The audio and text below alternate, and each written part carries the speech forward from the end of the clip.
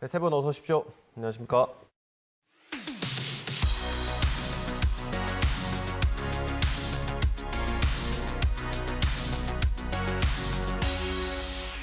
네, 시청자 비평 리뷰 Y 시작하겠습니다. 먼저 정영희 시청자 평가원께서 꼽아주신 오늘의 주제부터 들어보겠습니다. 서민 경제에 영향을 준 올해의 첫 이슈를 꼽으라면 난방비 급등이 아닐까 싶은데요.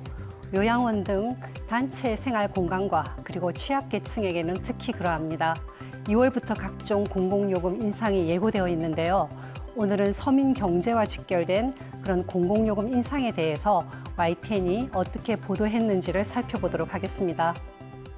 네, 공공요금 인상, 가스비, 그리고 난방비, 관리비, 다 같은 비슷한 얘기인데 많이들 나오셨습니까? 어떠세요? 저는 사실 도시가스를 사용하지 않고 있어서 2월 전기요금 고지서가 굉장히 걱정되고 있습니다. 많이 기다리고 있으시겠네요. 네. 실장님 어떻습니까? 저는 이제 사실 이게 자동이체가 되다 보니까 먼저 느끼지 못했어요. 네. 그래서 이제 뉴스를 보고 집에 가서 그 고지서를 찾아서 보니까 굉장히 많이 올랐고 난방비의 경우는 2배가 올랐다고 저희 가족이 얘기하더라고요. 네. 어떻습니까? 아니, 사실상 청구서의 수치로 바로 적혀 나오는 것이라서 시각적으로도 확 느낌이 오고요. 그리고 인상된 택시비 같은 경우는 바로 타면은 그냥 동일한 거리라도 시간 약간 그 가격이 달라지는 것이라서 너무나 실감을 크게 하고 있죠. 네. 그렇습니다. 저도 난방비만 따로 봤더니 관리비 한꺼번에 내는데 난방비만 따로 떼서 봤더니 한 10만 원 정도 작년보다 더 많이 나온 것 같더라고요. 이게 사실 저희는 이렇게 좀 편하게 이야기할 수 있지만 취약계층 그리고 자영업자분들은 더 크게 다가오지 않겠습니까? 그래서 언론 보도 중요한데 어땠는지 좀 살펴보겠습니다. 먼저 박사님. 예, 사실은 지금 우리 말씀 나눈 것처럼 작년에 대규모 금리 인상과 더불어서 각 가게마다 대출이자가 사실 부담으로 작용되고 있습니다. 이런 상황에서 1월에는 가스 난방비 고지서를 받아들고 놀라는 시민들이 굉장히 많았고요.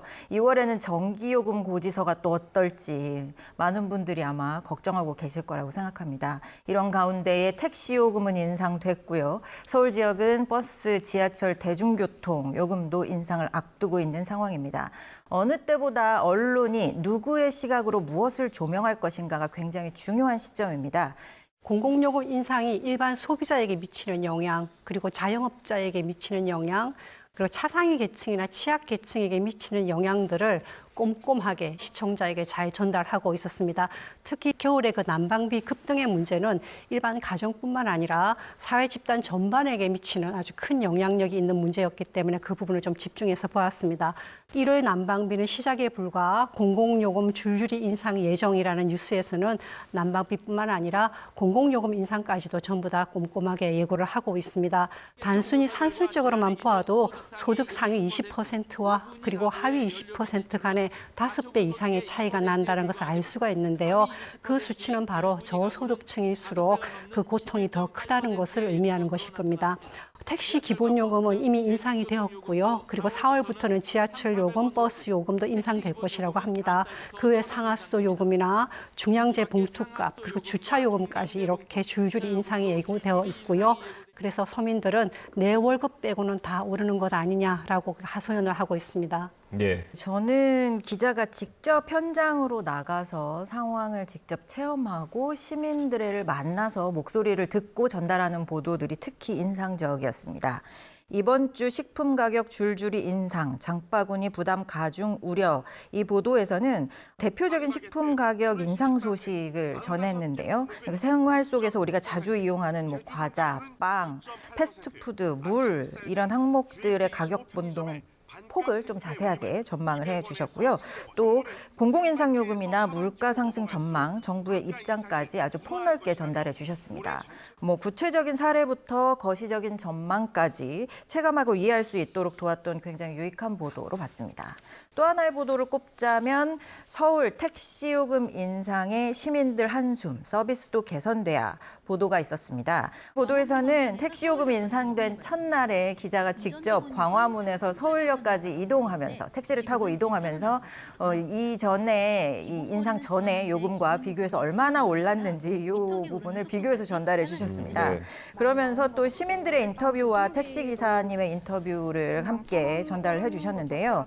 택시요금 인상과 더불어서 갖게 되는 시민들의 바람과 또 이 택시 요금 인상과 더불어서 오히려 손님이 줄지 않을까라고 하는 택시기사님의 우려를 생생하게 전달해 주셔서 현장의 목소리를 이해하는 데 큰 도움이 되었습니다. 또 하나 꼽자면 지난달 연료 물가 31.7% 상승, 외환위기 이후 24년 만에 최고. 이 보도에서는 시민들이 체감하는 연료비 상승이 실제로 또 이제 통계적으로도 얼마나 이례적인지 그 변동을 이해하게 해주셨습니다. 대중교통 요금도 꿈틀, 월급 빼고 다 오르네요. 이 보도에서는 시민들을 직접 만나서 몇 가지 사례에 집중해서 버스나 지하철, 택시 이런 대중교통 요금 인상과 각종 물가 상승에 직면한 우리들의 생활과 심정을 좀 심도 있게 전달해 주셨습니다. 특별히 저는 맨 마지막에 박정현 기자의 멘트가 마음에 굉장히 남았는데요. 네. 월급 빼곤 다 오른다는 말이 더는 농담이 아닌 요즘. 서민의 발도 서민에게 부담되는 현실이 눈앞에 다가왔습니다. YTN 박정현입니다. 예. 그래서 시민들의 현실과 심정을 잘 담아낸 공감이 되는 보도였습니다. 예. 이런 이슈가 나올 때마다 정부 정책이든 언론 보도든 사각지대가 없도록 하는 게 중요하지 않습니까? 네, 맞습니다. 보도 어땠습니까? 네, 그렇게 생각합니다. 사회적 약자, 특히 취약계층에 주목한 보도를 특별히 좀 더 관심 있게 보았는데요. 1월 25일에 보도된 내용인데요. 운영비 절반이 난방비, 공공요금 인상의 복지시설 시름이라는 뉴스에서 보면 겨울철 실내 적정 온도보다 훨씬 더 낮게 유지했음에도 불구하고 상당한 금액이 청구가 되었고요. 기타 물가 상승을 고려하면 사실상 복지시설의 주요 서비스가 마비될 수 있을 수도 있겠다라는 걱정을 하게 했습니다. 사실상 복지 수준 자체가 후퇴하게 되는 것이지요. 현재로서는 정책적으로 해결할 수밖에 없는데요. 대외적 여건을 보면 그러기 위해서는 언론이 지속적으로 관심을 가지고 문제 제기를 할 필요가 있습니다. 그 점에서 본다 그러면 YTN이 일반 시민 그리고 취약계층 그리고 자영업자 등을 이렇게 망라해서 애로에 대해서 관심을 가지고 지속적으로 보도해 나가는 것은 언론의 환경 감시 기능 측면에서 본다 그러면 매우 긍정적이다라고 평가를 할 수 있겠습니다. 방금 말씀해 주신 것처럼 급변하는 상황 속에서 사실 가장 고통을 겪는 사람들은 취약계층과 제도의 사각지대에 놓인 사람들일 것입니다. 어두운 부분을 조명하고 보완책을 마련하도록 촉구하는 것도 언론의 역할이라고 할 수 있을 텐데요. YTN에서는 취약계층의 상황을 전달하고 지원제도에서 소외적인 계층의 상황을 알리려고 노력한 보도들이 눈에 띄었습니다. 노숙인 온기 전환은 쉼터도 급등한 난방비에 화들짝. 이 보도에서는 기자가 서울 물레동에 있는 노숙인 쉼터를 찾아서 난방과 운영 상황을 점검하고 보도해 주셨습니다. 오늘은 대체로 좋은 평가를 해주시는 것 같습니다. 실장님 첨언해 주시겠습니까? 네, 꼼꼼하게 잘 짚어주셔서 정말 감사드리고요. 이 물가 문제는 뭐 모든 사람에게 다 적용되지만 특히 이제 일반 가정, 소상공인 분들이 물가 때문에 또 가격을 올려야 되는 그런 부담이 있는 것 이런 것들을 신경 써서 보도를 하려고 노력했습니다. 특히 이제 노숙인 쉼터라든지 뭐 어린이 보호시설 같은 부분 이런 부분은 사실 이제 언론이 어떤 책임감을 가지고 그 상황을 소개를 해 주려고 했던 것으로 저도 평가를 할 수 있을 것 같고요. 그리고 이제 저희가 이렇게 취재하고 보도하는 것 이외에 자세히 보시면 이제 뭐 하루에 몇 번씩 그 에너지 절약 캠페인 같은 것도 하고 있습니다. 특히 이제 에너지 가격이 많이 올랐기 때문에 이런 걸 좀 더 주의 깊게 전달하려고 노력했다고 했습니다. 그러니까 사실 에너지 문제는 당장 어떻게 대응하기 좀 어렵지 않습니까? 국가나 어떤 공기업에서도 이걸 올리고 싶어서 올리는 건 아니잖아요. 그렇기 때문에 이게 정책이 만들어지고 실제로 집행되는 과정에서 이게 제대로 되는지 형평성 있게 되는지 그다음에 빨리빨리 되는지 그다음에 더 약한 사람, 어려운 사람에게 이게 더 우선적으로 지원이 되는지 이런 부분도 아마 저희가 계속 더 지켜봐야 될 것 같다 이런 생각을 하게 됐습니다. 네, 알겠습니다. 이 관련해서 대담도 여러 차례 있었습니다. 박사님 어떻게 보셨는지요? 예, 사실은 설 연휴를 앞두고 가스요금 고지서가 각 가정에 도착했잖아요. 정치권에서는 난방비 급등 문제에 책임 소재를 두고 정치적 공방이 이어졌습니다. 요금 인상을 미룬 전 정부 탓, 예상된 상황에 대책을 마련하지 않은 현 정부 탓을 주장하는 정치 진영의 주장이 첨예하게 대립했습니다. 난방비 급등 책임 공방, 문 정부 탓 대 손 놓고 구경, 요 보도가 그 상황을 잘 전달해 주셨는데요. 그런데 굳이 이 양 진영 패널을 초청해서 대담을 진행할 필요까지 있었을까라고 하는 생각을 좀 해봤습니다. 이러한 대담의 경우에는 진영 논리를 대표하는 양측 패널이 출연하게 되고요. 특별한 근거나 사실도 없이 자신들의 믿고 있는 각자 다른 가치 판단, 이것을 기반으로 주장을 펼치는 경우가 대부분입니다. 시청자들이 정제된 정보를 토대로 논리적으로 판단하는 데 도움이 되는 그런 토론은 될 수가 없을 뿐더러 가끔은 해당 이슈와 상관없는 정치 사안을 끌고 들어와서 논점을 흐리는 경우가 많습니다. 난방비 폭탄, 정부 에너지 바우처 대 민주 30조 민생 프로젝트, 요 대담을 예로 들 수 있을 것 같습니다. 여기는 신경민 전 민주당 의원과 정미경 전 국민의힘 최고위원이 출연해서 대담을 진행하셨고요. 그리고 여기 계시는 김영수 앵커께서 네. 진행을 네, 저희 시간대에 출연해 주시는 분들입니다. 예, 네. 그러시더라고요. 네, 가스요금 인상에 대한 책임 소재가 각 상대 진영에 있다라고 주장을 하더니 결국은 상대 진영을 공격하기 위해서 주제와는 상관이 없는 대장동 문제가 언급되더라고요. 사실은 여기 앵커께서 이야기가 그렇게 흘러갈 거라고는 예상치 못했습니다. 네. 이렇게 좀 완곡하게 정리를 하고 화제를 좀 전환해 주시기는 했지만 대책에 대한 논의 없이 책임 공방만 하고 있는 정치권의 말싸움을 보고 있는 시청자의 입장에서는 일단 굉장히 분노가 막 올라옵니다. 네. 저도 그랬고요. 정치 혐오를 불러일으킬 수 있다라고 하는 우려도 좀 되고요.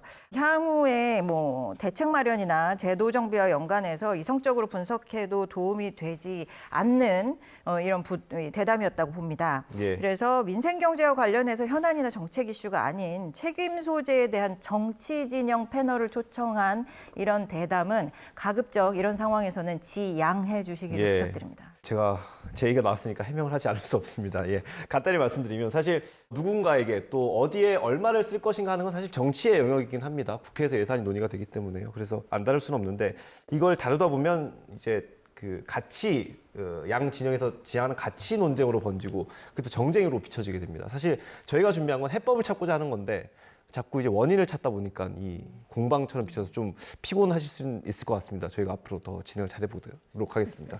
예, 청원해 주시죠. 네, 저는 다른 대담을 하나 유심히 봤는데요. 겨울 난방비 폭탄 현실화. 올해 요금 더 오른다라는 대담이 있었습니다. 에너지 비용 인상 현황에 대한 전반적인 내용을 얘기했고요. 그러니까 유형별로 어느 정도 인상이 됐는지 전부 다 체크를 하고 그리고 전기 가스 요금 인상안에 대해서도 소개를 했고요. 그리고 또 하나는 인상 이유도 꼼꼼히 짚어봤어요. 그리고 에너지 바우처 소개도 했고 또 일상에서 에너지를 절약할 수 있는 방법들, 예를 들면 난방비 같은 거는 가능한 창가 쪽에 둬라라는 이런 추천도 하고요. 대부분 보면은 내용이 다 좋았는데요. 그렇지만 아쉬운 점이 하나 있었습니다. 네. 취약계층에게 지불되는 에너지 바우처와 관련되는 것인데요. 출연자는 그 앵커의 질문에 대해서 그 에너지 바우처를 활용하려면 인터넷으로 해당 사이트에 접속하면 관련 정보를 알 수 있다라고 소개를 했는데요. 사실 에너지 취약계층이라고 얘기하면 그러한 접근이 어려운 경우에 있을 가능성이 매우 높습니다. 그래서 취약계층이 접근할 수 있는 보다 현실적인 방법을 소개해 주었다면 어땠을까라는 아쉬움이 좀 있었고요. 만약에 그런 것이 없다 그러면 현실적인 방법이 없다고 판단될 때는 정부에게 개선을 촉구하는 방식의 네. 그런 방식과 관점으로서 뉴스를 보도해 주는 것이 그 기자들이 열심히 취재한 내용을 훨씬 더 빛낼 수 있는 좋은 방법이 아닐까라는 생각을 했습니다. 예, 대담에 대해서 말씀을 해주셨습니다. 실장님께서 좀 덧붙여 주시죠. 네, 사실 어떤 사회적인 문제가 발생하고 언론이 포착해서 보도하고 정치권, 국회에서 논의하고 정부가 대책을 내놓는 것은 일상적인 정치 과정이죠. 그런데 이제 이 난방비 문제는 굉장히 민감하고 피부에 와닿는 거기 때문에 이게 이제 문제가 굉장히 어떻게 보면은 좀 굉장히 커졌다고 볼 수가 있고요. 정치권이 대응을 안 할 수도 없고 정치권도 뭐 당연히 이제 서로 책임을 떠넘기는 식으로 이렇게 정쟁으로 이걸 몰고 간 점이 있는 것 같습니다. 저희가 이걸 중간에서 어느 정도 이렇게 잘 절제 있게 보도를 했으면 하는 생각이 저도 그 부분에 공감이 되고요. 국회에 출입하는 기자가 그걸 보도하면서 마지막에 이 정쟁이 과연 민생 해결에는 도움이 될지 모르겠다 이렇게 지적을 하는 것도 듣기도 했습니다. 이제 언론으로서도 사실 이 문제를 그냥 뭐 보도하는 것뿐만 아니라 이런 생각도 해봤습니다. 이게 이렇게 물가가 굉장히 올랐고 가스 가격이나 뭐 기름값이 올랐는데 그다음에 이렇게 날씨가 추워지면 당연히 이게 난방비 올라가는 건데 이런 것들을 좀 더 미리 이렇게 될 거니까 이렇게 좀 준비하는 건 어떻겠는가 이렇게 얘기를 했으면 어땠을까 하는 그런 아쉬움이 좀 있고요. 또 사실 이게 지금 에너지 가격이 올랐기 때문에 여름에도 이제 문제입니다. 이거 냉방용 전기가 많이 필요하기 때문에 이게 또 뭐 우크라이나 전쟁 때문에 이게 에너지 문제가 뭐 어제 오늘 얘기는 아니지 않습니까? 벌써 1년이 다 됐고 그런데 그 절약의 방법, 에너지 위기에 대처하는 우리나라의 정부의 전체적인 어떤 에너지 정책, 대체 에너지 문제는 또 어디까지 와 있는지 이런 걸 같이 얘기를 하는 어떤 시간이 됐으면 좋겠다 이런 생각도 해봤습니다. 네, 알겠습니다. 오늘 리뷰 Y 내용 정리 한번 해보겠습니다. 이것만은 꼭 시간입니다. 평가원님부터 들어보겠습니다. 사회적 약자에게 경제는 물리적 현실이다라고 말씀을 드리고 싶은데요. 흔히들 경제는 쉽니다라고 주로 말을 합니다. 하지만 사회적 약자에게는 정말로 차가운 물리적 현실일 수 있습니다. 서민들의 고충을 상세하게 반복적으로 그리고 사회에서 소외되는 집단 업계에 꼼꼼하게 보도를 해서 정부가 보다 적극적으로 현실적인 방안을 내놓을 수 있도록 그렇게 독려하는 것 이것이 중요하지 않을까 싶습니다. 난방비 상황을 지금 헤쳐나가기 위해서 YTN이 그 부분에서 특별히 좀 노력을 더 많이 해주시기를 바랍니다. 네, 다음 박사님 한 줄 평 들어보겠습니다. 갈등 요소 부각보다 사각지대 조명을. 연료 물가 지수가 외환위기 이후에 가장 큰 폭으로 상승했습니다. 교통요금도 대폭 인상을 앞두고 있고요. 경제적 시련을 두고 벌이고 있는 정치권의 책임 공방, 그리고 이 한파에 어떻게 살아낼 수 있을까 막막한 서민들의 절박함. 이 두 가지 중에 무엇에 더 주목할지 언론은 선택이 필요할 때입니다. YTN이 시민의 관점에서 어두운 곳을 비추고 또 길을 밝히는 등대의 역할을 해주길 기대합니다. 네, 좋은 말씀 감사합니다. 오늘 리뷰와의 순서 여기서 마치도록 하겠습니다. 세 분 오늘 말씀 잘 들었습니다.